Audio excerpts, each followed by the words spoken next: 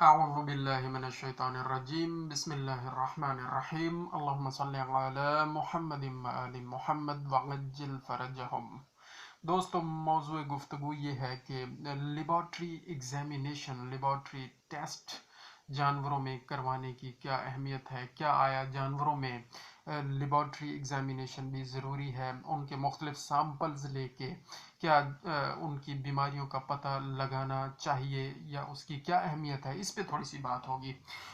तो हाँ बिल्कुल ये जानवरों में लेबॉर्ट्री एग्जामिनेशन जानवरों का करवाना चाहिए और मुख्तलिफ सैम्पल्स लैब्स को वक्तन फ़वक्तन भेजने चाहिए ताकि हम उनका सही इलाज कर सकें। 6 किस्म के सैम्पल्स दोस्तों हम जानवरों से लेकर लेबॉर्ट्री भिजवा सकते हैं और उनका एग्जामिनेशन करके हम सही डायग्नोसिस कर सकते हैं, सही मर्ज की तशखीस कर सकते हैं और उनका ठीक इलाज कर सकते हैं। ये करना इसीलिए है ताकि हम फार्मर का जो अनयूजुअल गलत जो पैसा खर्च हो रहा होता है गलत इलाज करने की वजह से वो ना हो, इस वजह से हमें लेबॉर्ट्री टेस्ट करवा लेने चाहिए। तो जो सैंपल्स हम ले सकते हैं उनमें सबसे पहले है ब्लड सैंपल। ब्लड सैंपल जानवरों का लिया जा सकता है। तो उसकी अहमियत यह है कि मुख्तलिफ ब्लड बीमारियां होती हैं, ब्लड पैरासाइट्स होते हैं जो कि बीमारियां करते हैं। मसलन बबीजिया की बीमारी ब्लड पैरासाइट की वजह से होती है। बबीजियोसिस की बीमारी बबीजिया ब्लड पैरासाइट की वजह से होती है। थलीरियोसिस की बीमारी थलीरिया की वजह से होती है और ये ब्लड पैरासाइट्स हैं और इनको डायग्नोज करने के लिए ब्लड सैंपल हमें लेकर लैब को सेंड करना चाहिए। वो हमें बताएंगे कि हाँ इनमें ये पैरासाइट्स हैं या नहीं हैं, अगर हैं तो फिर उसके मुताबिक इलाज होगा। इसी तरह रेड ब्लड सेल्स की जो कंडीशन है उनको भी चेक करके पता लगाया जा सकता है कि इनको क्या मसला है। वाइट ब्लड सेल्स की तादाद हमें ये बताएगी, जब हम ब्लड टेस्ट करवाएंगे तो वहाँ पे वाइट ब्लड सेल्स की जो नंबर है तादाद है हमें उससे पता चल सकता है कि जानवर एनीमिया से सफ़र कर रहा है, अनीमिया की बीमारी में मुब्तला है या नहीं है। अगर वाइट ब्लड सेल्स की तादाद कम है तो अनीमिया की बीमारी है और अगर वाइट ब्लड सेल्स की तादाद ज़्यादा है तो ये कैंसर की वजह से हो सकता है। तो इसी तरह ब्लड एग्जामिनेशन इसलिए ज़रूरी है कि ब्लड पैरासाइट्स को डायग्नोज करने के लिए और बहुत सारी बीमारियां जैसे अनीमिया है और कैंसर है, इस तरह की बीमारियों की बर वक्त तशखीस के लिए ये बहुत ज़रूरी है। दूसरे नंबर पर जो सैंपल लिया जा सकता है वो है यूरिन सैंपल।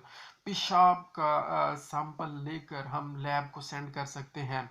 उससे हमें क्या पता चलेगा, हमें गुर्दों में मौजूद पत्थरी का पता चल सकता है, पेशाब की नाली की सोजिश का पता चल सकता है और इन्फेक्शन अगर वहाँ पे मौजूद है यूरिनरी ट्रैक्ट में तो उस ट्रैक्ट में मौजूद बैक्टीरिया का पता लगाया जा सकता है यूरिन एग्जामिनेशन लैब से करवाने के बाद।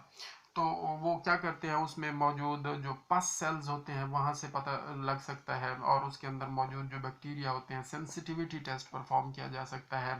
तो वहाँ से पता चलाया जा सकता है कि जी इसको फला एंटीबायोटिक देना चाहिए और इसको फला मसला है। तो स्पेसिफिक जब इलाज हो जाएगा तो वक्त भी बचेगा और पैसा भी बचेगा फार्मर का।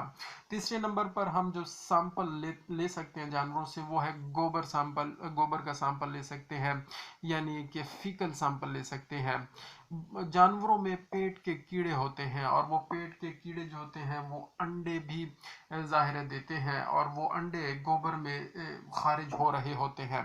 तो जानवरों को अगर हम खुराक पूरी दे रहे हैं फिर भी वो मोटे नहीं हो रहे, सेहतमंद नहीं हो रहे, तो फिक्र की बात है कि पैसा भी खर्च हो रहा है और प्रोडक्शन नहीं आ रही, मीट प्रोडक्शन कम आ रही है, मिल्क प्रोडक्शन कम हो रही है। तो फौरी तौर पर फीकल सैंपल लें और लैब को भिजवाएं, वो चेक करके बताएंगे कि इसके अंदर फला पैरासाइट के एग्स देखे गए हैं, लिहाजा इनको फला दवाई इस्तेमाल करवाई जाए और उसका वो शेड्यूल भी बताएंगे कि किस तरतीब से इस्तेमाल करवाई जाए।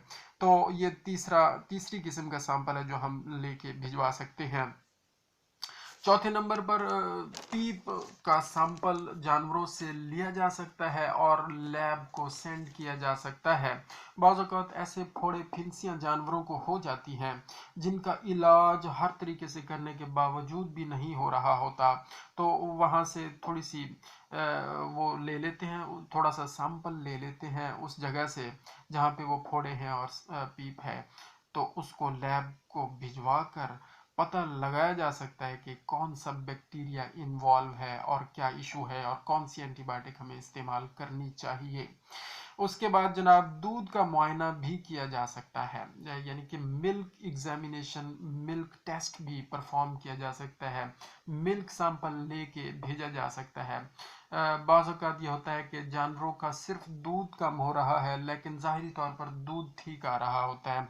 सब क्लिनिकल मेस्टाइटिस का मसला होता है, मख्फी मेस्टाइटिस, मख्फी सोजिश हवाना का मर्ज शुरू हो रहा होता है, तो हमें फौरी तौर पर मिल्क सैंपल लेना चाहिए और लैब को सेंड करना चाहिए और पता लगाना चाहिए कि क्या कौन सा बैक्टीरिया है, कौन सा जरासीम है जिसकी वजह से ये मर्ज शुरू हो रहा है या शुरू हो गया है, चाहे उसकी जो भी स्टेज है, तो हमें उसका एग्जामिनेशन करवाने के बाद ट्रीटमेंट उस लाइन पे करना चाहिए।